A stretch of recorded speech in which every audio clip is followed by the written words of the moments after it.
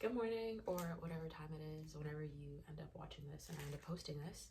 But last night I finished reading The Motion of the Body Through Space by Lionel Shriver, and it's October, so I think I can declare this. I know that there's still a few more months and a few more pages to go, but honestly, I think this was the best book I read this year. It's the best book I read in a long time. I feel like I'm constantly searching for well-written, good fiction. And this was that. So much so that it's made me want to start making videos again and talking about books. This book follows a married couple in their 60s, Serenata and Remington. And they've lived their lives fairly peaceably, within a couple of themselves. Like, the external world has impacted them within many different ways. And as they're, approaching over the hill, you would expect that their relationship and their personalities theoretically would have stagnated, or maybe not stagnated, but settled. And so imagine Serenata's shock when one day her husband, Remington, decides to do a marathon. Not only is this shocking because he's never displayed an ounce of interest in physical fitness in his life, until that point, she had been almost like approaching exercise fanaticism, but in a very deeply personal, non-competitive way. And so it's almost like this baffling inversion of their personalities and the dynamic of their relationship as endurance sports and competing enters into their lives. And so that's kind of where we jump off, and then we watch Remington transform from being a stable, steady, dependable man into being just kind of cuckoo crazy over training and his personal trainer named Bambi Buffer. And so on the back, the New York Times writes, "It's probably already obvious that Shriver isn't the kind of writer who lets her themes rise gently to the surface. She seizes them with an almost animalistic ferocity and interrogates them for all they're worth. Her smart, satirical fashion is old-fashioned in the way that it serves as a vehicle for investigating political and social questions, but it is also uncannily of its moment. Shriver has always seemed to be at least a few steps ahead of us, the Cassandra of American letters." And they got it. Honestly, this book deals with a lot of really topical themes. First and foremost, one that I haven't really seen interrogated before, at least not in fiction, is exercise, and the way that the fitness movement is beginning to transform our relationships, not just with ourselves, but our bodies and space and money. One issue I had with this book, however, is there'd be times where different characters would grab onto these themes and engage in almost soliloquy-esque, very well spoken personal diatribes against a certain perspective. And I know it's a book, but people aren't that well spoken, respectfully, especially not in this day and age. But she was trying to make points, and I appreciate that. What I also appreciated is the way that this book expanded on my vocabulary. Well, it's not necessarily a given that a book with big words means it's necessarily a good book, but something that I found within a lot of books these last few years is that people don't know a lot of words anymore. And so I think that's people, as in also the people that are writing these books. And so I'll read a book and I'm like, wow, I didn't learn any new word. But this book, I realized fairly late into it, I needed to start keeping track. I have a little sticky at the back. As somebody who has had an interesting relationship with exercise and fitness, one that has gone from lackadaisical to almost fanatical, and to now, I hope, approaching a point of sustainability and long-term balance, I felt like this book was incredibly topical, not just for myself, but also just of the moment. As somebody who's also pretty young, but is now watching her parents grow older, it also talks a lot about aging and youth and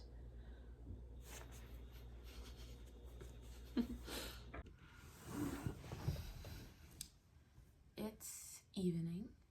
I have dinner on the stove and just a few minutes of spare time, so why not talk about the book? Or maybe not. I'm gonna talk a little tangentially, as I want to do. but over a year ago, I did this really strange thing. And even now, like thinking or looking back or like talking about it just seems like a hallucination. But maybe that's just because most of my memories just seem like they take on like a hallucinatory effect. It's like, that was me, I did that. Okay. But early last year, I got into this like state of like fanaticism about being outside. But I had like almost no money or like really resources to do that and like the scale that I wanted to. And so I started applying to grants, everything. Like I would just sit there and like Google like outdoor scholarships, outdoor grants. And then somehow I stumbled across the Kamut Women's Badlands rallies hosted by Miss Lael Wilcox. Before this, I'd already like been obsessed with Lael and the concept of bike packing. And so I sent out my name, and lo and behold, a few weeks later, I got accepted. So fast forward a few months, I find myself kitted up and ready for this like insane bike ride in Granada in Spain. I think the route was around like 700 kilometers and we had like 7 days to do it. I had not trained whatsoever because before April in Ontario, it's really cold. I think I attempted like one like outdoor ride. I think I got maybe 3 kilometers into the ride before I was like, no, I can't do this, because people were still skiing that day, and I was not prepared for winter bikepacking. But anyways, so I attempted it. I did not complete the route, however, nobody did. And honestly, the entire process was very developmental, but also strangely alienating. I remember people felt very worried for me the entire time, before and during. And I was like, damn, like, do you guys not think I can take care of myself? Like, I'm skilled in the outdoors. But like, looking back, like, the people that love you want you to be safe, you know? I say all of this because I think in a way I relate to Remington's late stage transformation. Serenata consistently berates him throughout the book, not only for partaking in a group event such as a marathon and eventually a triathlon, but his desire to even do those things, like to even like start moving his body through space. And I can see why she would feel that way, but as somebody who loves going outside and loves moving her body, I also kind of get it, you know, like this need to like just get up and go and do something, even though you might be horribly unprepared. In a lot of ways too, exercise has played different, like in my life over these last 5 years. Before the pandemic, I'd say I was a chunkier kid. I don't know. I didn't really think much about my body or my weight excessively. But then my pandemic hobby ended up being weight loss, which obviously really had an impact on my relationship with my body and food and movement. And it's taken years like to get to a place where I feel like I can have a healthier relationship with all of those things. But it is like a consistent battle, not only staying healthy, but then getting healthy, but then staying healthy. One thing that Serenata struggles with is kind of like this concept of continuously keeping the body alive. Like, it's almost like you're damned if you do, damned if you don't. Like, if you do exercise, like, your body will start to break down. Like, honestly, it is incredible that this woman was able to run for like 10 miles a day for like 40 years. Like, I ran a marathon, I did, and I could not walk for a week afterwards. I was limping. And that was 2 years ago, and I haven't really ran since. I've spent the last 2 years on and off again, getting injured and trying to like rehabilitate myself through exercise, through movement. But it is like what do I do? Like, do I continue to try and push myself in these ways, or do I kind of just like throw my hands up and be like, all right, whatever, I'll just let the body do whatever it wants? I've done both. I'm playing around with both. I'm still wearing athleisure because I went to the gym this evening. Yeah, but so in these last few years where I wasn't necessarily able to move my body through space in the ways that I envisage that I should, or just in the spaces in between those moments, I have expanded who I am. As you can probably see in the rest of the frame, art is a large part of my life. And so for Remington, I think his art was working at the Department of Transport, and his struggle with Lucinda Okonowo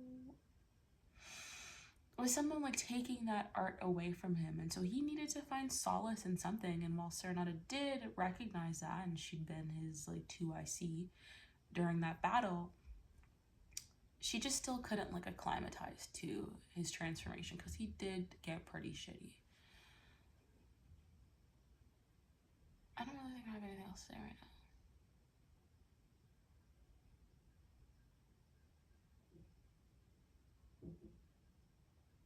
This light is bright. I'm trying. If I turn it down, I'm just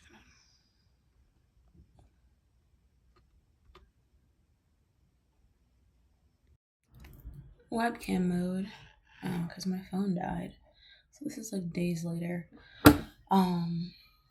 Like after like I started like editing the video and I was looking at those clips and I was like, okay, but like so what, right? Like I had all these ideas and like thoughts and feelings about the book, The Motion of the Body Through Space, and even just like the concept of that. But like so what? Like I feel like I didn't really tie them off at all. So I sat down and I wrote some notes. I'm just gonna read them because I'm not gonna pretend that I have this memorized. In the novel, Serenata is eventually forced to get the surgeries that had taken her off the road. Remington, after triathlon, has re-entered her atmosphere and they begin to float into the ethereal stage of life called old age. And a while ago, I saw this Instagram post, or maybe it was on Pinterest, I don't know, social media. It's really pretty graphic that said, do we move through time or does time move through us? And there's been times in my life where like that kind of like goes like bang, like hits a gong in my head. And I've definitely 100% in a stage of life where I've been thinking a lot about that. Kind of like I've like characterized this phase of my life as like an intermission or like a lull. Because I don't necessarily feel like I'm moving through, like, I guess I'm just moving through time. You know what I mean? Like, and because of that, like time is also moving through me and like just gradually changing me. But like, I don't feel like I am like putting a lot of action out there into the universe. Outside of like my own like very like narrow sphere of like self-development. And it's interesting to be in a stage of life like this where I know, and like people express this to me all the time, that like people are like pretty jealous of that, right? Like my kind of ability just to like spend time and focus on me. But it's weird, you know? Then I go on. All of our bodies are moving through space. When you think of it morosely, we're merely shimmying towards oblivion. I'm not even a quarter of a century through my life, and this book has kind of reminded me that I may have 60 more years of life to go. Just boggling. One thing that they talk about is how nowadays people are just living longer. On Sunday, I went to church, and the lead pastor, he stepped away from ministry, but he turned 85 on the 1st of November. And he gets into the pulpit and his grandson, another pastor, was interviewing him, just asking him about his life. And he kind of like starts off and says like, you know, excuse me if I cry, like I have like 85 years of emotion in me. And he did cry. It was it was really sweet, and he was being really vulnerable, which I think is rare for men in our, like, older men in our society to, like, get on a stage and cry in front of people. But then he just talked about his life and the ways that he's been able to touch and, like, reach other people through ministry and, like, ministering the word of God. And then the sermon that day was on legacy, like what do we leave behind, which goes into my next questions, like, how will I spend my gyrations? What matters the most to me right now? What will matter to me later? Am I spending my cartilage too early? Have my lonely experiences in endurance sport ever made me feel more? But, like, does it really matter? Sorry, the light is kind of weird.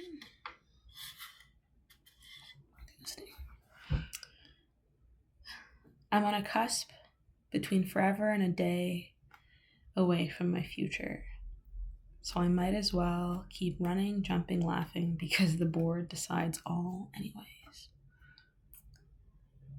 And that's all she wrote, and honestly that's all I have to say. I really do recommend the book if I haven't spoiled too much to make you guys not want to read it. I think Lionel Shriver is pretty sharp. I think there was a lot of really important and timely observations. A lot of things that I didn't even, like, get the chance to cover in this video. So if you have a second to spare, pick it up. Read a book. What are you doing this November? Read a book. Or paint something. I painted this a long time ago. And I looked at it and I opened this. And I'm pretty surprisingly proud of it. It was really easy. I just, like, drew, like, little, like, I painted little, like, blue circles and, like, added leaves. And, like, it's kind of paint that looks good, like, in multiple directions. And, like, I wouldn't say I know how to paint. I just looked at a picture on Pinterest and was inspired. So maybe this will inspire you. Any whoosies. When I will make a video next, nobody knows.